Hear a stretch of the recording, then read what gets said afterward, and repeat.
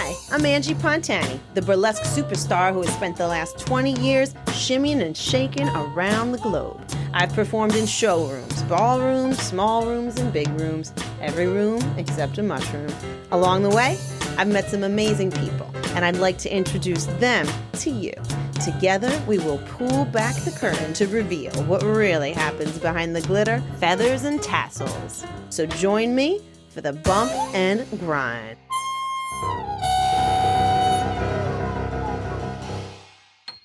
Straight out of New Zealand, Flo Foxworthy was one of the first superstar designers of the burlesque revival. Like a Louis Vuitton rainbow purse in 2008, Flo's costumes were a must-have, especially her coveted G-strings and net bras. And I should know, because I own a drawer full of them that I treasure.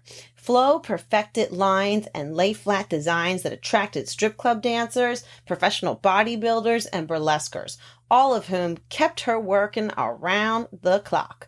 Ultimately, Flo left the glitter gutter of burlesque for the fast and fabulous feature film world, and while she is greatly missed, I really miss you, Flo. Her designs helped perfect styles and trends that are still shimmying and shaking on stages around the world. Let's welcome to the bump and grind, the delightful Flo Foxworthy. Flo Foxworthy, thank you so much. It's so good to see you. Thank you for being here. I know. It always takes a minute, but busy schedules and completely opposite time zones are always a challenge to coordinate. But I'm so happy to see you and have you on the bump and grind. I know. And you have been such a huge part in burlesque. You're like costumer extraordinaire, like just really created a specific look. I'd say you're like the G-string queen. You're a G-string queen, like so. My one claim to fame, huh? Yes, listen. I think of you every time I put my thong on. Oh yeah.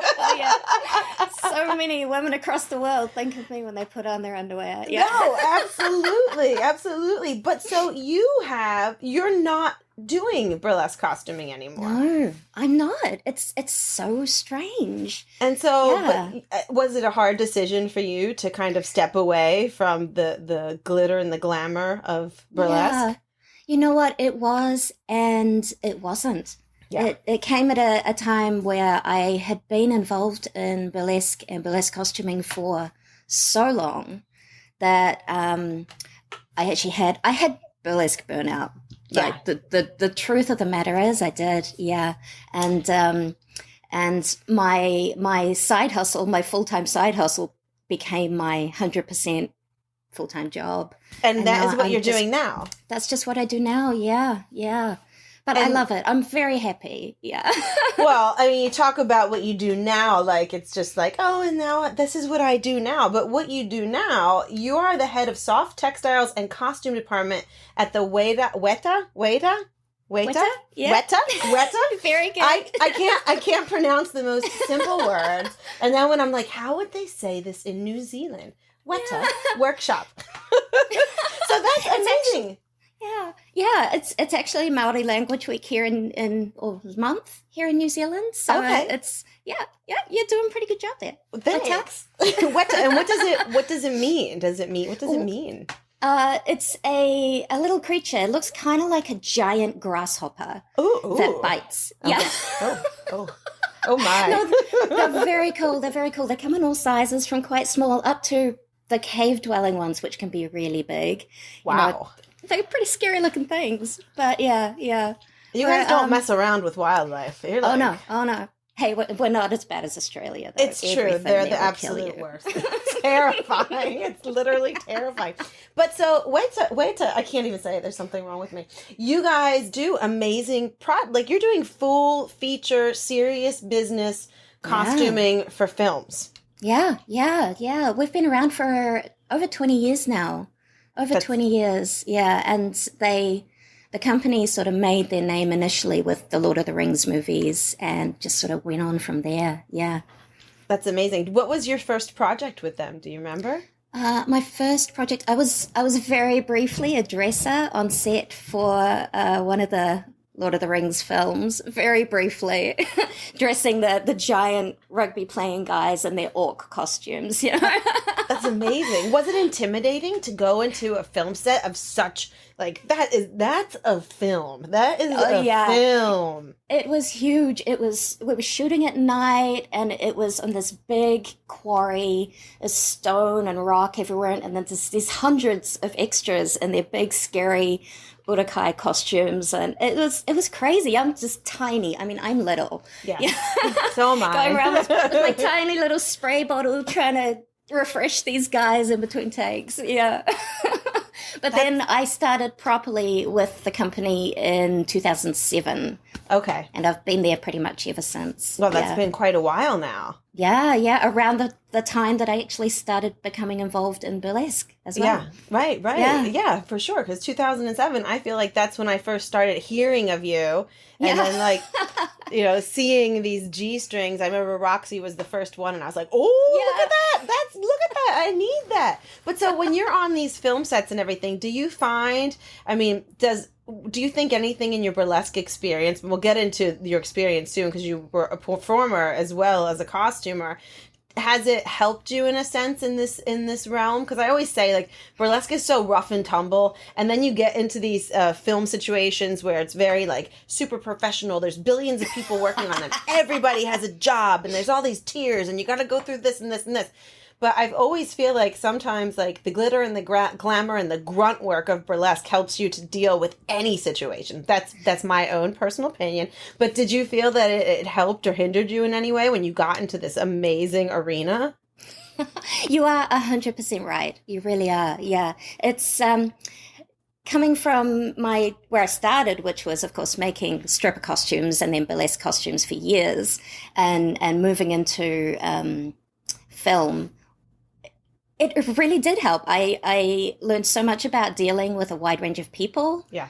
And learning how to just navigate fittings, that sort of thing. Zero problems with people getting completely naked in front of me, which is, what we're used to. Yeah. And so I think it made those human interactions a whole lot more straightforward for me. Yeah. No, yeah. Well, of course, because you were taking orders from performers all over the world, right? And so not everybody's can come to New Zealand for a fitting. So. Oh, no. Yeah, and it's the same in film. Yeah. And you've got to get people to measure themselves, and not everybody probably has provided you with. Has anybody ever totally mauled their measurements and then like they get it and you're like, sorry, that was a you problem? Has that happened? It had to have happened. That happens all the time, but it happens in film as well. Yeah. It's not a skill set that everybody's always like, do your measurements. I'm thankful. I'm pretty good. I got it down. My grandma taught me, but I'm sure some people are like, what?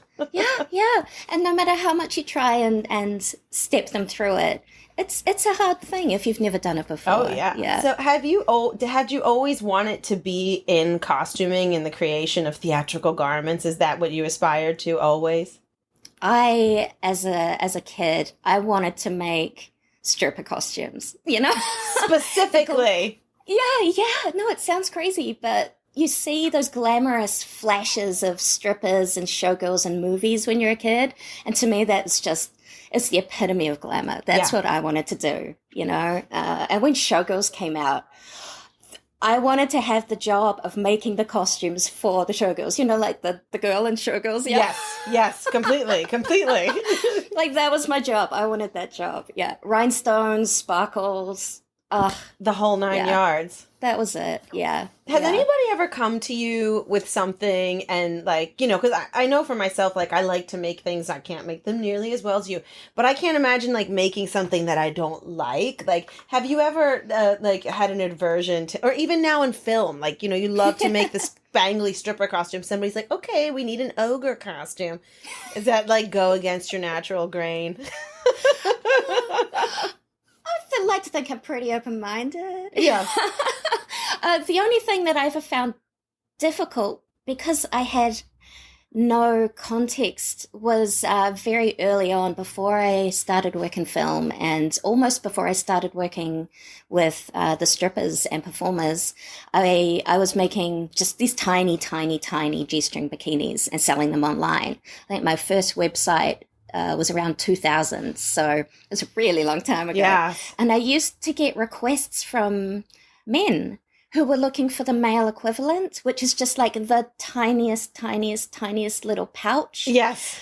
And I didn't know where to start. Yeah. To make like a little sock. It's this tiny little pouch. And I honestly found that really difficult. Yeah, we call that a banana hammock here. Oh, it's a yeah. banana This hammock. isn't even banana hammock. This is like a string bean hammock or something. That does not sound appealing. No, I love a good string bean, but I don't think I would be inspired to make a string bean hammock myself. But otherwise, no, like, I just really enjoy the challenge. I like the challenge of every new costume that comes along, whether it's a monster suit or a military suit or a sparkly corset or whatever. I just really like the challenge and working it out. Yeah. And I think it probably helps with the burnout too, right? I mean, it's like you get burlesque burnout, you do pretty much the same kind of construct over and over again, but now like all the diversity is pretty exciting. It never gets old. Yeah. So what was, so, you know, you wanted to make stripper costumes, you knew this. When did you first see burlesque in New Zealand? What was your first exposure to it? Do you remember? There really wasn't anything happening. I think there was one group up in Auckland, which is sort of the other end of our country.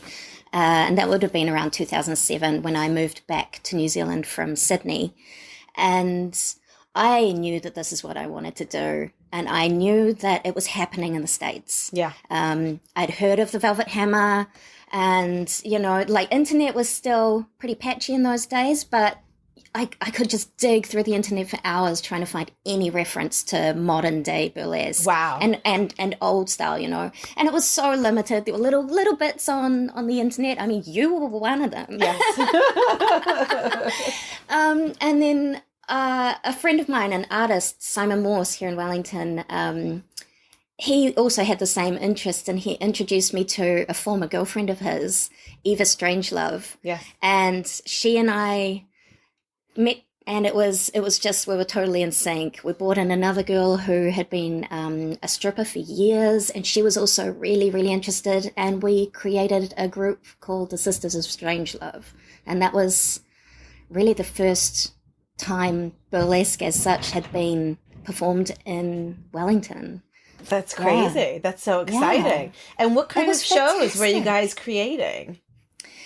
We performed more sort of garage rock shows, that sort of style. Yeah. There wasn't a lot of, no one really knew what to do with us, I think. So I would perform with some garage rock bands in the weekends at different bars, just sort of doing the shimmy thing and waving my fans around and in amongst the crowd. I always prefer dancing among a crowd as opposed to on a stage. I just enjoy that interaction a little more. Yeah. That's daring. It's fun. And people here are very shy. Yes. Like, they're not going to grab you. They're not going to, yeah. I remember. I think I came to New Zealand. I can't remember the first time. I think it was 2009, maybe. Something like that. Or maybe 2008. Maybe 2009. And I went to Auckland and I did a show there. And I remember there was a whole carload of people that came from Wellington and they were lovely. And the New Zealand audience was so lovely. But yes, they were shy. And I felt like so abrasive. I felt like I was so abrasive in New Zealand. Like everybody was so nice and they were clapping. And I just felt like I was like this like wild tiger that got let out. But I loved it. I had such a great, in fact, so many people that I met at that show, which is so long ago now, like we're friends on Facebook and we still like, oh, hey, how are you? Yada, yada. It's so sweet. But that's great. And what was the audience reaction like in Wellington? Were they shocked, terrified, intrigued, like... All of the above, yeah. It went down really well. The first show we did was fantastic. And, you know, we booked a few shows after that, but I didn't stay as a performer for very long. It wasn't for me being on stage. I like being behind the scenes. Yeah. What made you realize that? I just get so nervous. Yeah. So nervous. I'm great when I'm on stage, and then as soon as I'm off stage, I'm back to being completely nervous again. Yeah. I'd rather make the costumes and watch them. Well, it's funny that you say you get nervous when you do the absolute, like you enjoyed the absolutely most terrifying aspect of going out into the audience, because for me, going into the audience, I will stand on stage and prance around like a little pony all day long, and I get excited. I don't get nervous. But the minute somebody's like, we really want some crowd interaction, if you can go into the audience, I'm just like, I get so scared. So it's funny that you say you got nervous, but you were dancing with the devil out there in the audience. Yeah, that's so crazy, isn't it? Everyone is so completely different in their experiences. Absolutely. Yeah. But across the board, it takes a lot of nerve just to get up on stage in the first place, and do these types of performances. Oh, yeah. Like New Zealand performers, we didn't go down to G-strings. Yes. We barely even went to pasties. I remember that too. New Zealand was not ready for that. Yeah. I remember everyone had a heart attack when I took off my pants and I had this tiny thong on, and everybody was like, like even backstage, they were like, whoa, that's so small. But then I came back like 5 years later and everybody had like tiny, like, you got to break it in. That's right. So how long did the Sisters of Strangelove perform before you said, okay, I'm done, I'm just going to go behind the scenes? It wasn't very long. I'd say we only did really a handful of shows together. And then I did probably more shows at the bar working with the bands, just dancing with the bands. Which is so fun. As a group. I love it. Performing with dancing bands. to live music. Amazing. Yeah. I love it. Like, that's something I'll never tire of. Like, I will get on stage and go dance with a good band. Oh, yeah. I'll be 90 years old and I'll be happy to do that.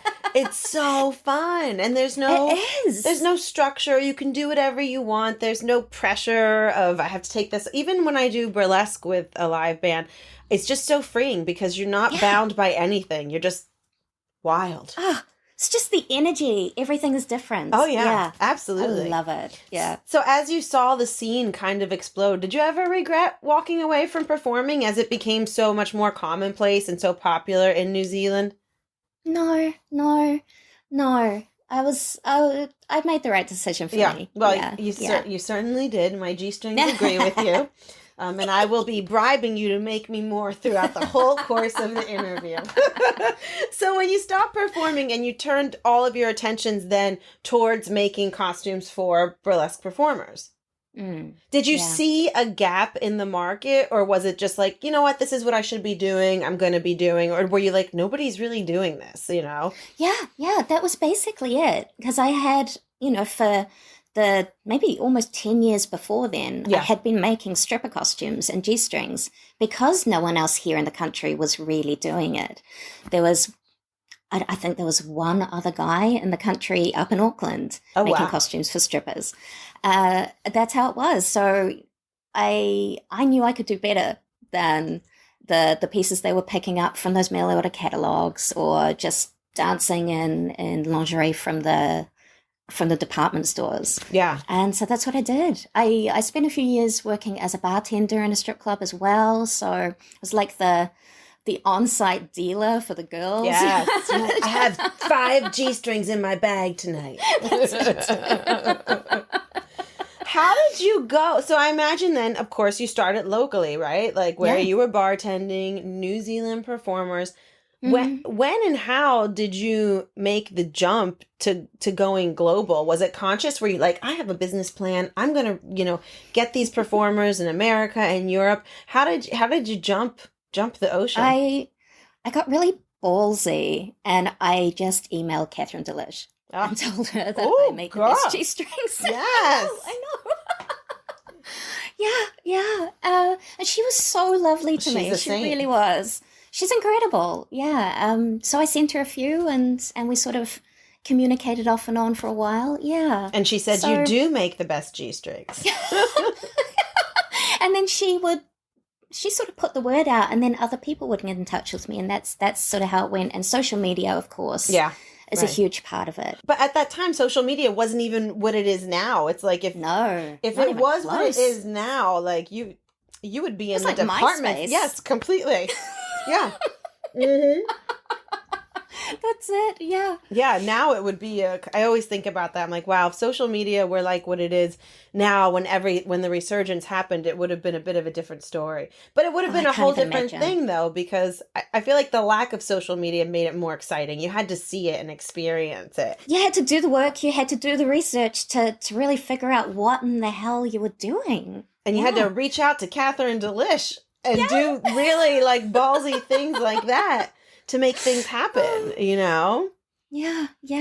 But it was worth it. Oh, absolutely. And how did you, like, because I was like really thinking about my G-strings today, and I have costumes from you too, but I was like, why are the G-strings so extra spectacular and like the smaller pieces? And it's because they're just almost seamless. Like, you know, after you stop making G-strings, I did go on a quest to find other people to make my G-strings, and they're too thick. They almost have like this 80s energy about them. You know, they come up a little too high, or the cut is just a little bit wrong, like right in the crotch. And it's just not the right. And it's like, you know, it's something so tiny and so nuanced. So how did you get your pattern so perfect?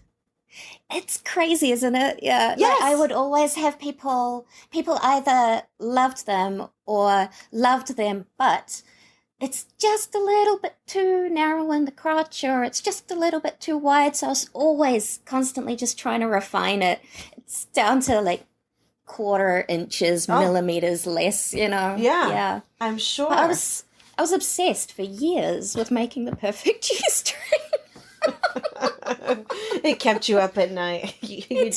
You did make the perfect. And I mean, seriously, I think I probably got most of my G-strings from you in like 2010, 2000. Yeah. Like, right? And it's like they're all still amazing and they hold up. Those strings don't like fray away and pop off. And you also would have great like shades too. You had like great like skin tone options that you matched really well. That was a tough one. I think at one point I must have had 15 skin tone spandex options. Many of them were never used, but just it was really hard to try and find skin tones to match people. I tried dyeing fabrics, everything. Yeah. How like have people when you announced that you were done, did people try to beg, bribe? Do they still? I still get messages every now and then asking, but I think by then so many other amazing costumers have sort of come up. Yeah. Like people like Christina Manouche and everyone, like there's some amazing costumers around at the moment. Nobody misses Flo. It's fine. That's absolutely not true, because there are amazing costumers that have come up, but I miss Flo. And I know people miss Flo. I know they do, because it's hard to find if you're just like, I just want a really great, reliable, like G-string, your triangle bra. I still wear that all the time. Yeah. So, you know, they're going to start. That makes me so happy. Oh, absolutely. They're going to start begging again. Maybe when I get film burnout, then I'll get on back to it. Well, yeah. Then bounce back and forth. They're tiny. You could knock out a couple. Come on. So who was, after you like dropped off the package in the mail to Catherine and, you know, she started putting the word out on the wire, do you remember who the first client, like the first big name or bigger name client was that came to you, that your inbox lit up and you were like, ooh? Yeah, I think it was Roxy. Yeah. I think it was Roxy. Yeah. I had a few that I didn't. There were a few clients who ordered G-strings from me whose names I recognized from social media, but I didn't know as much about them. Roxy was the first one who I knew a little more about, and it was just before she was heading over to Burlesque Hall of Fame. Mm-hmm. And yeah. And it just kept trickling through. Yeah. I think you were pretty soon after. Yeah, well, I saw Roxy and I was like, oh, I got to get some of that. And then I did. Yeah. And then I became a loyal fan and purchaser. But you had some other big client. Dita, you made some G-strings for Dita, didn't you? Yeah.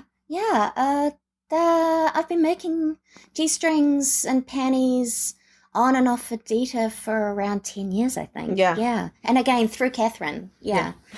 So usually I would make just the plain G-string and send it over, and Dita's team will embellish, or like, you know, cutless bras and that sort of thing. Yeah.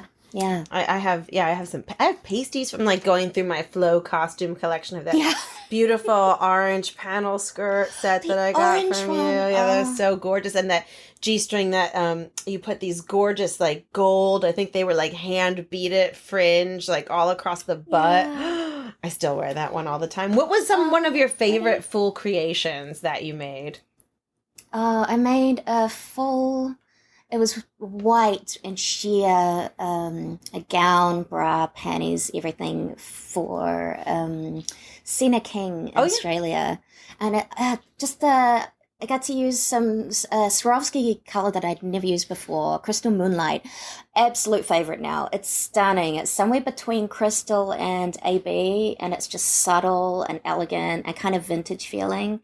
And yeah, that costume was covered in it. Oh, beautiful. I like that, because I have to check that one out, because I always have a bit of an aversion to the AB crystals, because I'm just like, they just get it's so much sometimes. I feel like then you just lose your original color. But this one sounds like it has the best that AB has to offer, but not too much. It's true. Crystal Moonlight is like the martini of the AB crystals. Oh, I'm gonna check that out. Was it like, would it get to a point where you were just kind of burnt out on the same concepts? Was there like a point where everybody was like, I want a panel skirt, or I want a detachable skirt, or I want this, or I want that? Yeah. I think the main burnout came from trying to do too much. Yes. I never wanted to turn anyone down. I didn't want to say no. And of course I was still working in film most of the time.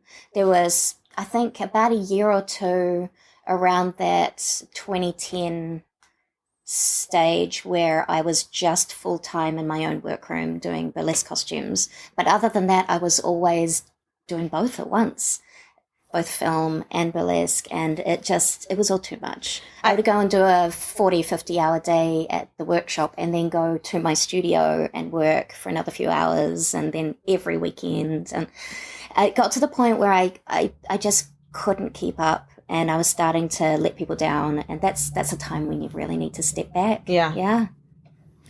I think that's a hard thing. Clearly you're a workaholic. Yeah. Textbook. But I think also, and I've read you talking about this before too, that when you're in an arts industry like this, you kind of want to say yes to everything, because you don't know what's going to fall through, what project's not going to make it to fruition. So it becomes hard to say, I'm the same way. I don't want to say no to anything. That's right. Yeah, film in particular, it can all fall over and be shelved in a day. You know, you'll be working on a film, and it's happened to us multiple times. Been working on a film, getting through all the costumes, everything's ready to go, and then production stops. Yeah. Sometimes it restarts again, sometimes it doesn't.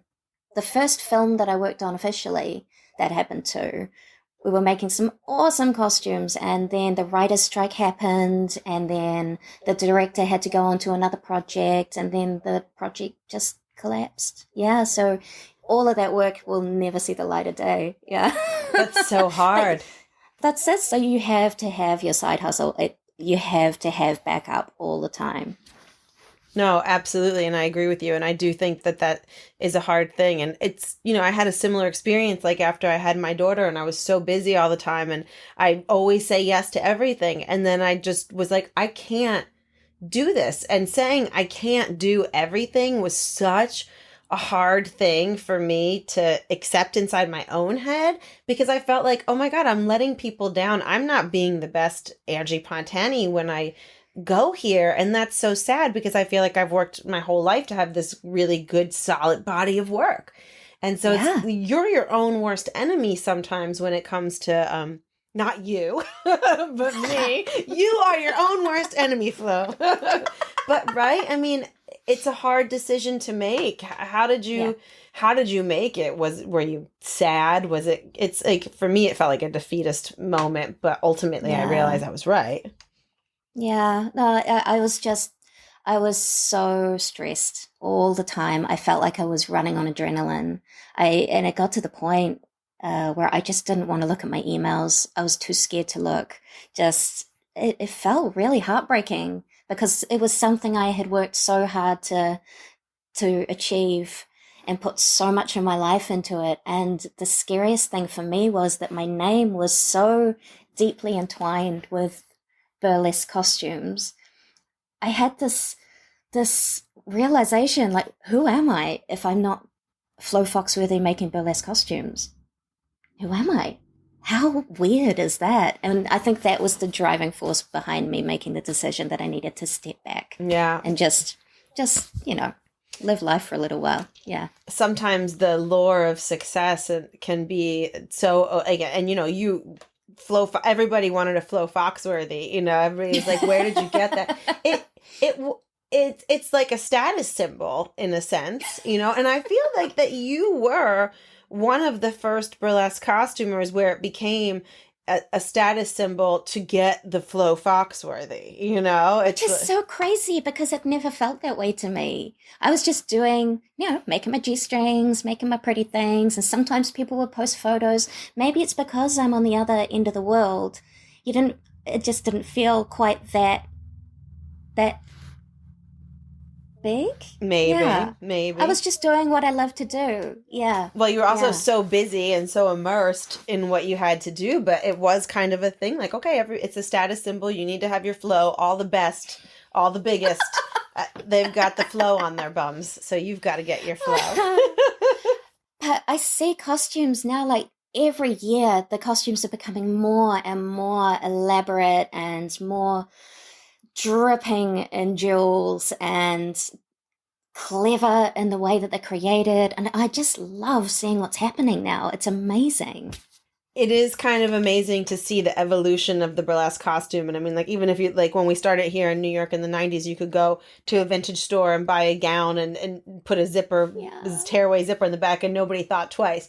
Now it's just like, oh, you have to have this costume and you have to get it custom and you have to do this and you have to have a bazillion crystals and everything. And I love how people now, it's like, really trying to think outside of the box on how things come apart and structure and all these things like that, It's exciting. I love it. Yeah. Even if I'm not the one doing that sort of work anymore, I love seeing it and seeing what other costumers and creative people are coming up with. I think it's amazing. Well, I'm sure stepping away from it too allowed you to kind of maybe look at things with like a breath of fresh air, like, and see it in a different light. Yeah, absolutely. Absolutely. Yeah. Do you think that, like, was it just the evolution of the costuming that's changed the standards in burlesque, or is it the growth of burlesque, or like, what do you think it is that just keeps driving that marker higher and higher and higher and higher when it comes to wardrobing on stage? That's a good question. I think it's a combination of everything. I really do. The more... It's like a cycle that's feeding itself. So we're snowballing. Started with just a few people trying to figure things out for themselves, DIY, and doing a little bit of research into the legends, and once Burlesque Hall of Fame gained more notoriety and moved to Vegas, and the rise of social media, the rise of access to quality materials. I mean, when I started out, I had to make do with what I could find in the local haberdashery stores, which was nothing. But now we have everything available to you on the internet, and I love it. People aren't scared to try new things. Yeah. No, definitely the accessibility. It's so true. Like, even being in New York, I don't even have to leave my house to get something delivered to me tomorrow. That I would have to go to the fashion district and go here and go there. I can literally just go online and be like, okay, I think I would like this tomorrow. That would be great. Yeah. I mean, here in New Zealand, we are a tiny little island at the bottom of the world. Our local stores really don't have much other than craft or quilting supplies or, things to make, I don't know, cushion covers. Yeah. So in those days, you had to get really creative. Where would you source it from? Where would you find it? when I made my first corset, and I would have been 18, so would have been, I think, 96-ish, I had been given of an old corset, an old Voller's corset. I think they were a UK company. Yeah. And it was very old. And so I took it apart. I used the spiral boning. I was so excited to have spiral boning, all that sort of thing. And then soon after that, I had my first job at the Royal New Zealand Ballet making costumes. And they had access to all that sort of thing. So it was just about starting to find those little contacts. Yeah. But then it was sending away to mail order catalogs, basically, from the States. Even to this day, I buy the majority of my spandex and fabrics from overseas because it's just not available locally. And we can't just go down to the fashion district because we don't have one. I went to the fashion district in LA for the first time a number of years ago, and my mind was blown. Oh, I'm sure. Amazing. It was almost too much. Yeah. You have to come to the one here because I've been to both, and LA's is amazing, but New York is New York, and it's like everything's just right there, and it's just crazy, and it's so crazy because it's like you have to go one place if you want the really good buttons, and you have to go to the other place if you want the really good stones, and if you want lace, you have to go here, and all these stores are so old, and like. Oh, I love it. It's really like another planet.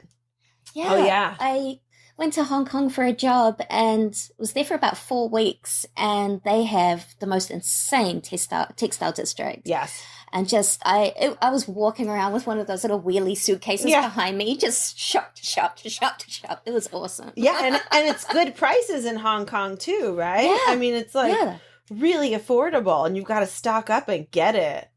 Ugh, love it. Do you still do that? If you go shopping and you're in like a place like that, do you just grab things that you don't even know if you're ever going to need them, but you just have to have them? Yeah, before COVID. Yes. How is it in New Zealand right now in this 2020 COVID world that we're living in? We've actually made it through really well, really well. We have really smart government. Yes, I've read all about it. Our leader, Jacinda, is incredible. She's we're following the science. She imposed quite a strict lockdown across the country I think we were in lockdown for about 5 weeks. And then they've slowly been coming out of it in stages. But we were down to 0 cases until very recently when another cluster sort of popped up. But that, again, has been really well contained and is dwindling. So I think we're doing incredibly well. Yeah, I've been enviously reading about your government and their belief in science. I know, everyone wants to move to New Zealand now. Yeah. Seriously. I'll even go to Australia. I'm like, they're doing okay. Jeez. Yeah. It's exhausting. So are you back at work? Are you in film production currently? Yeah. I've been back at work for a few months now. Yeah. And we were one of the only film production companies or special effects companies in the world at one point there who were able to work. Yeah. We currently have the Avatar sequels filming here in Wellington, and they had to take extreme care. Just the very core crew, core cast, director James Cameron, everyone had to go into serious quarantine in the States before they were allowed to travel to New Zealand. Then they all came on one plane non-stop to New Zealand, which is not something that happens. No. First time a plane of that size had landed at our particular airport. Then they went straight into another quarantine. Everyone on the crew has to be tested regularly. They're taking it extremely seriously. Yeah. But it means that we can continue. Yeah. And it makes it all worth the sacrifice of those 5 weeks of shutdown. That's right. Yeah, we're still here. We've opened up slightly back in New York. Our restaurants are just about to open up where you could go inside and eat, and maybe some shows are coming back. But, we're on 6 months now. It's been since March. So that's heartbreaking. Oh, yes. Yeah. Yes, it's very, very challenging. But, I look forward to the day, and I keep telling my husband, because, he's an entertainer too. I'm like, Yeah. When this is over, the party's going to be big. The party is going to be big, and there's going to be work, and it's going to be really exciting, and I can't wait for that to happen. It's going to happen. We'll get there. We'll get there. No, but I appreciate New Zealand's approach, and I remember just being there and realizing how small of a country it is, but that's like so amazing. I remember when I went over there to do my show, I was on like the morning news show, and then I was in the airport the next day, and people were like, "I saw you on." I'm not even going to try to do a New Zealand accent, but they were like, "I saw you on the news show." I tried to do it anyway, and I failed, but it was like amazing. It was terrible. But I was like, oh my gosh, I'm a New Zealand celebrity for this week. Like, it was so amazing and exciting. We're a funny little country. We really are. I don't think people from other countries realize quite how we're a combination of very cosmopolitan and also still quite, low profile. Yeah, quite casual. It's a very casual country. Oh, I love it, though. And I remember when I went grocery shopping, your grocery stores were amazing. All the produce is so fresh and beautiful. Oh, yeah. Yeah.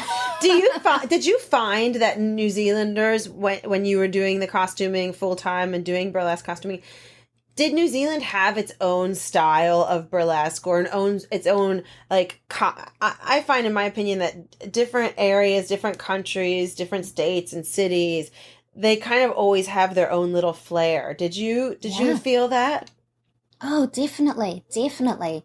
The funny thing is that more of my clients were outside of New Zealand. They were in Australia and the States, more so than within New Zealand. New Zealanders like to do things for themselves. Yeah. It's even still very much a DIY culture here, where people will make their own costumes. They'll do it all, which is great. I love that. Yeah. It's an exciting thing. I think that still exists here. There are a few performers around the country who do have their costumes made by some of the more experienced costumers overseas, but for the most part, people make their own. Yeah. Did you find, like, Americans would make different requests in styles that they would want, or that, like, the European performers would? Like, was there directives that they would bring that would be slightly different? No, not as much as just the differences between people and people's taste. Yeah, yeah. From my perspective. And I'm sure from your perspective, too, it's like the differences between people's personalities. And dealing with people on an individual basis, it's almost like you're like a hairdresser, where you're like, you have to develop this relationship, but some people might be more challenging or more demanding or picky than others. Absolutely. Yeah. Some people get it. There are some things you can and you can't do with costuming, especially if you're not able to fit a person, one-on-one. There are some limits to what you can and can't do, especially when you're trying to keep things within a person's budget. Yeah. A lot of that, some people get it, some people don't. Yeah.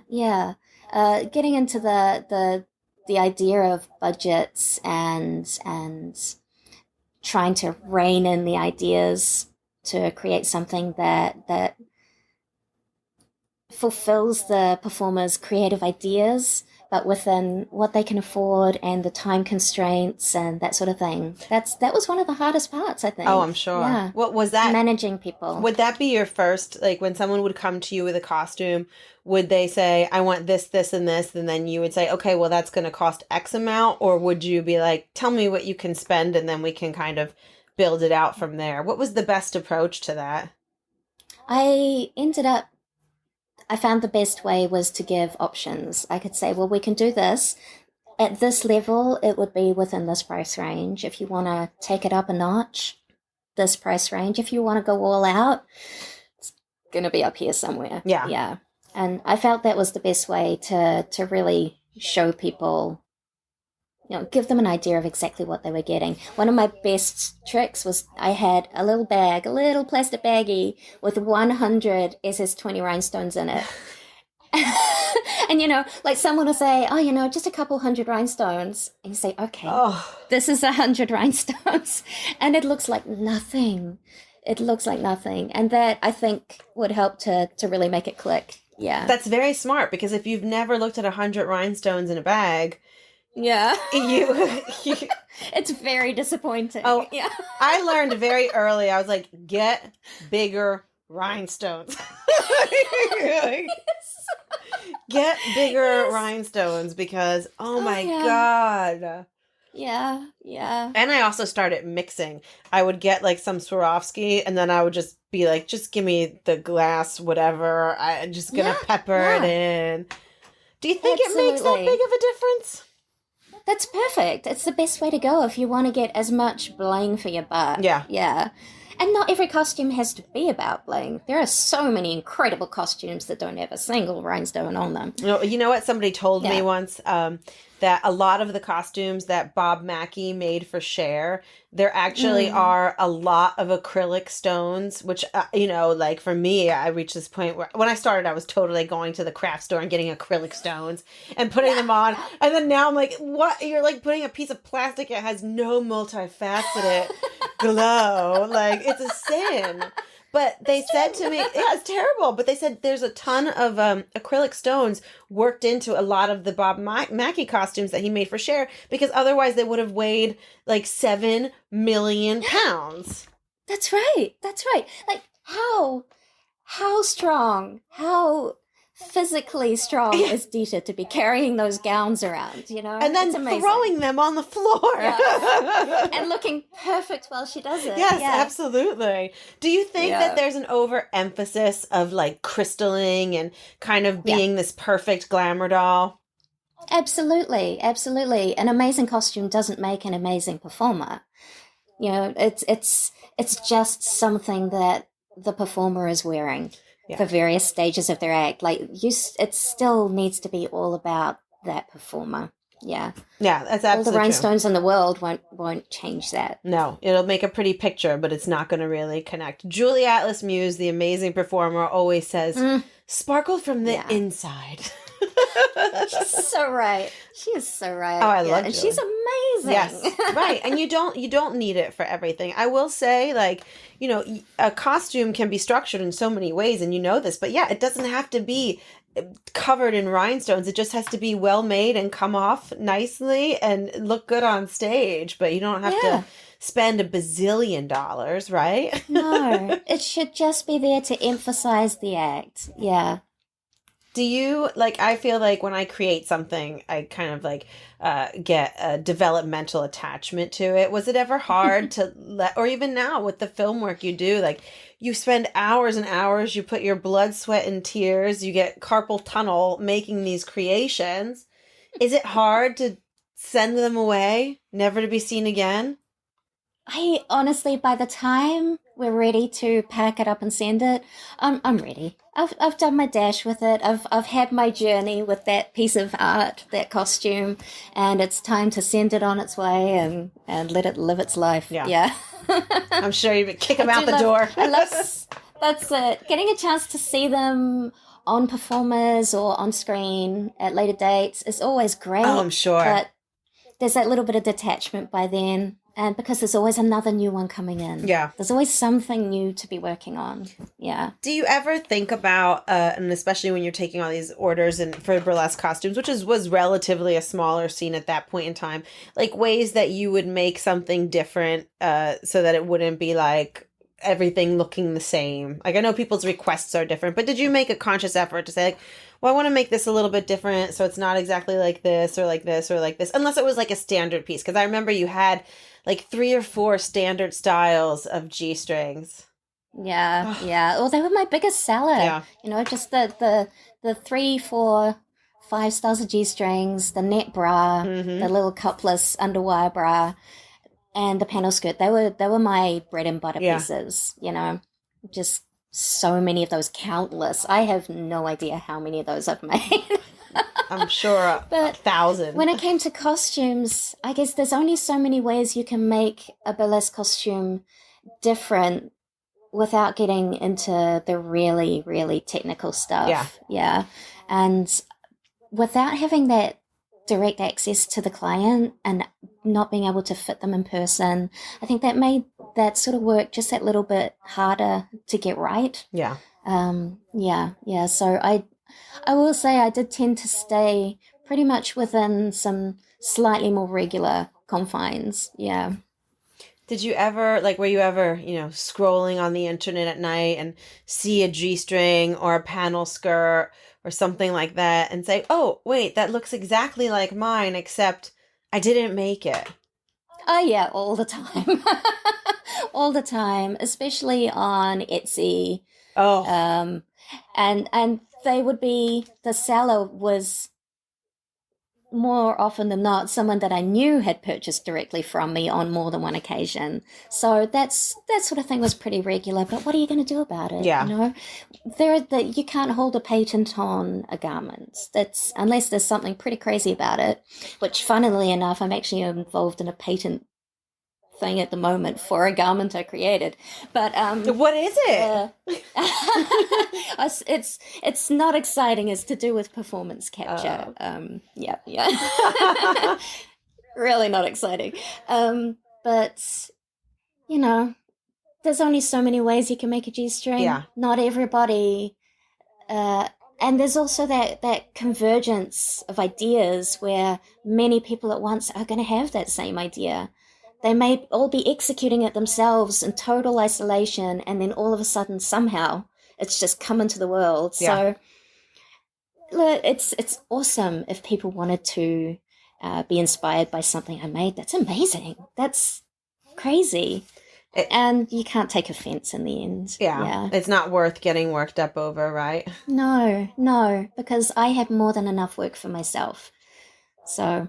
And theirs aren't as good as yours. They probably have poofy crotches. Definitely poofy crotches. That girl has a poofy crotch. And the straps are too way tight. too high at the back. Yes. I'm telling you. That. What is your pet peeve? Too high at the back? I hate it. If the join, the convergence of the straps and the string, however that is done, if it sits too high above the butt crack, like the actual crack, I don't like it. I think it looks weird. Well, because yours, Flo. yours are like a perfect little heart that comes right over the hump of the butt.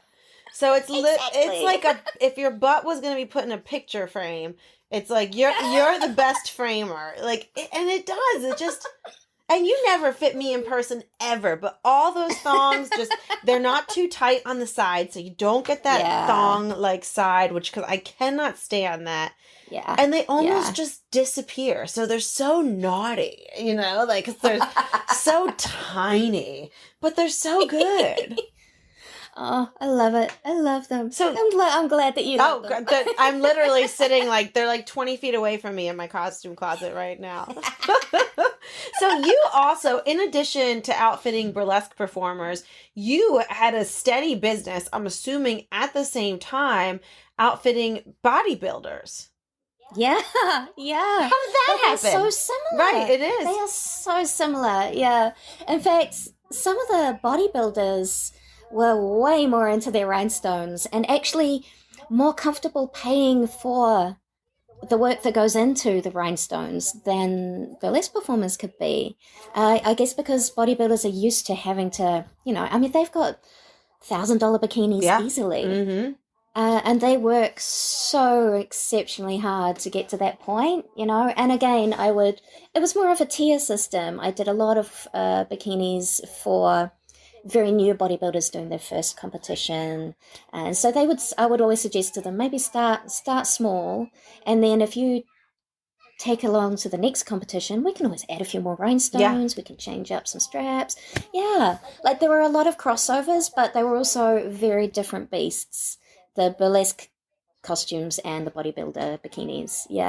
But that's such a smart thing, too, of like, you can take this bikini and you can wear it right now to your first competition. And then your next one will change the straps, will add some stones. So it's constantly new. And that's a very smart and budget-friendly approach to it. Well, there can be a lot of expense involved in bodybuilding competitions. I had no idea. I've never had any inclination to do that sort of thing myself. But wow, yeah. Oh, it's exceptional. It's really interesting. It's insane. I mean, I love working out and I love lifting weights. And I thought for a minute that I would get into it. And then I realized the level of dedication that it actually takes and quickly realized that I don't have that. Like, it's true, yeah. But I loved it. And they were kind of like stripper light in a way, because they would wear the same types of heels as the strippers, except just the lower heel. Yeah. You know, they would wear the 4 or 5 inch heels. They would have they get their nails done, their hair done, the makeup done. They've got their crazy tan on. They've got their sparkly bikini, and some of them get smaller than others. There's so many regulations involved in how much coverage your bikini needs to have for the different bodybuilding federations. I never had a clue about that. It's fascinating. That's amazing. It's the same as the regulations in strip clubs in the different states in the US. And did you outfitted a lot of dancers in strip clubs, like legit strip clubs too? Yeah, that's kind of where I started. Yeah. How did you balance that for as long as you did? I just was always working. You know, most of the time I have a really, really understanding husband. And thank God. So rather than having a workshop outside or like a room in the house, we lived in my workshops for a number of years. No. Yeah. So you could never escape. Yeah. Well, when we first got together, I was living in a former furniture warehouse. It was really run down. It looked like it should have fallen to pieces. But it meant that I could do anything there. It had huge high ceilings, big empty space, and I had all my equipment there. And we just had a little bed in the corner with a little setup. No kitchen. Oh, my God. We had cold running water and a toilet. Like, that was it. And we had to go and shower at work, like, because we were both, of course, working at a workshop. Yeah. Wouldn't you be so stressed out? I would wake up stressed out. Like, I would just wake up totally stressed out. Yeah, and then we kind of moved on up from there to a fancier workshop space, which was the top floor of a building in the central city. It was above a coffee roasters, so it was always warm and smelled great. Oh, that is nice. And then we had 2 separate rooms. So I had the big workshop, and then we had like the living area out the side. But again, no bathroom. It was just like oh my God, toilet and running water. You're committed to your craft. Then we moved into a house and everything changed. Oh, yeah. Were you like, ah? Yeah. It was luxury. It was amazing. I can't imagine. And then, of course, we moved into the house and I set up a workshop outside. So I had a workroom in the central city again, a really big space. It was fantastic. That's beautiful. And that was my last one. I closed that down about 1.5 years ago. And that was it. Because now you're full-time in film and don't you think too, like, when you have your own business, you never can, I mean, in your case, you never could. You would open your eyes and be right in your sewing room. But is there like a relaxation that comes with being able to kind of walk away from it at the end of the day and just being like, I don't have to look at my email. I'm not going to get a freaky out request in the middle of the night from somebody who needs something in 2 weeks. I mean, like, there has to be a peace that comes with that. Oh, look, it's been amazing. It's been like semi-retirement. Yeah. You know? I don't have a single sewing machine in our house anymore. There's nothing here. It's all either at the Weta Workshop or in storage. Wow. I have nothing here. I have one mannequin over there with a costume on it, and that's it. Yeah. And that's just for aesthetic purposes. Exactly. I come home, I have my wine, I pot around in the garden, and that's my life now. And I'm really, really happy. So much more at ease than I was for a long time. Yeah. But you've had the joy of being able to experience both worlds. Yeah. There's still a lot of stress involved, but I'm not trying to do everything for everyone. You're still in showbiz. You're in more showbiz than you were in before. It's just more structure. It's just more structure. Yeah, exactly. But I always say that with my husband. I'm just like, because, we complain sometimes, obviously, but we're both in the biz and we both are like, we get to sleep in most mornings. Well, we used to before we had a kid. But like, you don't have this 9 to 5. You don't have this daily grind. And that I think is a benefit of showbiz. But on the other hand, it's like when you're in this kind of freelance world, you never leave your work. Your work is always with you. Your phone could ring at any moment and you could be called to duty. You don't have that separation of, oh, I'm not at work. I'm really not responsible for anything right now, which is... No, because you're responsible for everything. Yeah. Yeah. When you're freelance, you don't know where the next job is going to come from. So you are always on. Yeah, it's high always stress. on. What were your... Who were your costuming idols, like growing up? Like growing up, were you like watching old films and inspired by like Edith Head or like seeing certain... Of course, it's the only reference that I know. But did Adrian. you... Oh, yeah. You had influences? Adrian. He was amazing. His work and all of those old black and white films, that sort of golden era, just absolutely stunning. And yeah, he would have been the epitome for me in my sort of teens, late teens. What was 20s. his style? What was it that appealed to you? It's that silver screen, absolutely over the top, luxurious, sequin beaded gowns and feathers and Airtaste style, and just absolutely amazing, drop dead beautiful. Yeah, Adrian all the way. And then Catherine Delish, of course, yes, because she was the first. She was the first of this new generation of taking burlesque and showgirl costumes so seriously and making just the most beautiful, beautiful pieces. Yeah. It was like seeing pictures of Catherine, like when I, got into burlesque and found out who Catherine was, and seeing her work and just her promo pictures from the 90s. The 90s. Right? Like, yes. I was a doofus in high school, and Catherine is like gorgeous. And do you remember her emerald green costume with like the big round hat? And I think she might have had an umbrella. Like, it was just, yes. It was like Saloon Girl meets like Hollywood star.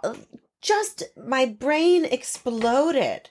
Right. And she was one of the biggest inspirations for me at that time, because it's like, yeah, this can be a real thing. I can really make these costumes. That's amazing. Oh, yeah. Yeah. I can imagine. So aspirational. Yeah. Do you think she's so amazing. Oh, she's completely. She's such a beautiful person. She's hilarious. Like, she's so... I remember being so nervous to meet her, and then when I met her, I was like, oh my God, she's so cool. She's not like at all what I thought she was going to be, because I was terrified in my head, but she's so great. She's so relatable. She's so human. Yeah. But it is. Do you feel like part of the appeal of it is kind of like, because burlesque costumes, stripper costumes, bodybuilding costumes, they accentuate the female form. They put the female form on this pedestal and just display it so beautifully. Is that an appeal to you in a sense? Absolutely. Absolutely. Like, it doesn't matter what shape a person is. You can make them look so beautiful and enhance whatever it is that they have. I just love it. Yeah. I love the final effects of a costume. Corsets are something that I was obsessed with as a kid. Victorian style corsets, the shapes that they created, and they always felt like the epitome of femininity. Oh, yeah. When I must have been about 14, 15, and I found some books at our Central Public Library. One of them was Fashion and Eroticism. I can't believe that book was at the Wellington Public Library. Neither can I. Just so stunning. And there were a couple of theatrical costuming books as well, and I pored over them. They were my obsession. I would draw corsets. I would try and work out how to make corsets. I didn't have access to anything to make them with properly, but that was just it for me. Yeah. Well, and I think, too, at that time, because I, too, was obsessed with corsets, and I never thought I could have one.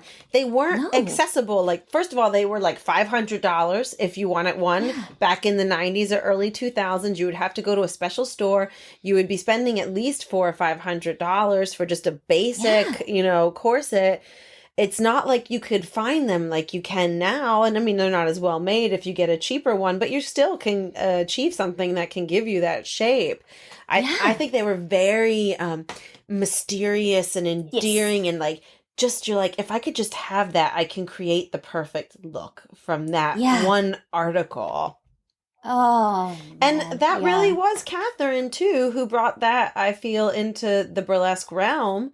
You know, she really just was the queen of accentuating that feminine shape. And just, remember that picture of her and Dita, and they had the corsets and the tight, like almost trumpet or mermaid skirts, and I was just like, oh my God, yes. oh. Oh, I love it. I first saw photos of Dita and Catherine in, it must have been Skin 2 magazines. There were some fetish magazines that I was given in the mid-90s somewhere. And there were photos, I think, of Dita and Catherine maybe performing or modeling for Versatile Fashions. And they were another one of the only corset companies. Yeah. And I just thought this was amazing. This is the coolest thing I've ever seen. Yeah. And I ripped out those magazine pages, and I still have them somewhere, you know? No, I think I probably do too, up in my attic. Yeah. Flo, what advice would you give to up-and-coming performers or costumers? I guess we could do it in two. What advice would you give to performers like that are up and coming and they want to get a great costume and they don't think that they have the money to do that? Like, what would be the key elements, or what could they do that anybody could do? Well, I think these days there's so much more accessible to new people, or people who are willing to make things themselves, that can help them achieve some really amazing results. I know Christina Manouche has a Patreon, Tips on Tap. Yes. I would say sign up for that. Yeah. She's looks like she's teaching people some of the most amazing stuff. Her work is phenomenal. And you're not going to find that on YouTube or in any other blogs. No. Yeah. And she's awesome as well. She's just another amazing person to talk to. She knows her stuff. She's as much of a geek about this as we are. Yeah. I think you have to be a geek to really dive into it on the level that you did. I'm not calling you a geek. No, I am a geek. But to just, the amount of time and detail and literally the labor of your fingers to achieve these things, it's painstaking. Yeah. Oh, look, my hands are so bad now. I've had surgery in one. I have arthritis in both. And this one, I can't even write with a pen anymore. My hand just gives up. No. Which is another reason why I just can't do that fine work anymore. Yeah. They're just shot. Yeah. From all those years of just working them to their maximum. Yeah. That's terrible, Flo. It was worth every minute. It was worth every G-string. And what advice would you give to an up-and-coming costumer? Somebody who wants to get in the game. They're like, I can make a G-string that doesn't look like it's from 1986. What would you tell them? Just do it. Just try it. Yeah, look at what's out there and experiment. I learned how to make bras by buying cheap bras from the sale rack and unpicking them. Yeah. That's how I learned to make a bra. I would unpick it, look at the layers, look at the shapes, try and figure out how to do that myself. And now there's so much out there that's available. Don't be scared. Don't be afraid of making a mistake or wasting fabric. I know it sounds like a scary thing to do when you don't have a lot of money, but you can do this. Yeah. It's trial by fire. Exactly. And that's how you figure out the hardest things, is by trying them. Maybe you don't get it right, but you can see what you did wrong. Just not being afraid to think laterally. I think that's the most important thing when you're in a creative industry of any kind. Yeah. Like, that's 100% my job, is just lateral thinking and problem solving. Yeah. Looking back on your career in burlesque, like I do hope that you realize what a stamp that you put on it. That even like, seriously, even though you're not making pieces anymore, that you really you've left an indelible mark on the industry. That's so and the lovely. stuff. No, but it's That is so absolutely lovely. true. It's true. I hope you realize that. But what was, if you could like remember, like what was the one costume, and maybe it's Cena's, but what was the one project that was the most glamorous or the most exciting for you? To be honest, I think that would come down to it was being asked by Dita to just revamp some of the pieces for her Black Swan costume Ooh, for one of her most recent tours, because that costume, I had always lusted after that costume. It was so it's beautiful. beautiful. Yeah, and so I was just doing a couple of little tweaks on the bra, just adding some more stones, and then I made a full pair of panties with full rhinestones, and I, it just made me really happy to have a tiny little piece to play in that amazing, amazing act. Yeah, Yeah, that's beautiful. Oh, totally, because it's not overwhelming, right? It's just right. You're like, I can yeah, digest this, and it's Dita's, and it's for the Black Swan. So yeah, and just being able to see, like, she sent the bra to me just to add the little detail to, just it's touching a little piece of yeah, history. absolutely. Absolutely. Well, you've touched a lot of burlesque history, and so much of it is still bumping around out there on stage. Oh, I'm so glad. What's next for you, Flo? What's next? Are you in the midst of a big project right now? Yeah, I'm in the middle of, I think, 4 big projects at the moment. Never stop. You never stop. No, I'm loving it. I've been on one in particular for the last 3.5 years, which is crazy in our industry. It's almost unheard of. That's amazing. With a small, amazing team of craftspeople, and we're just loving it. Yeah. Oh, And that's an ongoing one. oh, good. Finally, I think in a few years' time, maybe people will see the results. But Yeah, I'm it's really amazing proud of how the people I long work with. film can take Oh so yeah, long. It's crazy. yeah, I really can. Yeah. No. Well, thank you so much for being with me here on the Bump and Grind today, Flo. And Thank you for inviting maybe me. if some of you kids out there are lucky, you can get some Flo Foxworthy pieces on eBay. I will continue to stalk her for G-strings. Thank you so much, Flo. Thank you for tuning in to another episode of the Bump and Grind with special guest Flo Foxworthy. You can keep up with Flo on Instagram at Flo Foxworthy. That's FLOFOXWORTHY. You know where to find me at Angie Pontani. Until next week, I wish you well, and I can't wait to meet you backstage on the next Bump and Grind. And do not forget, leave us a review, 5 stars, please, wherever you stream the Bump and Grind.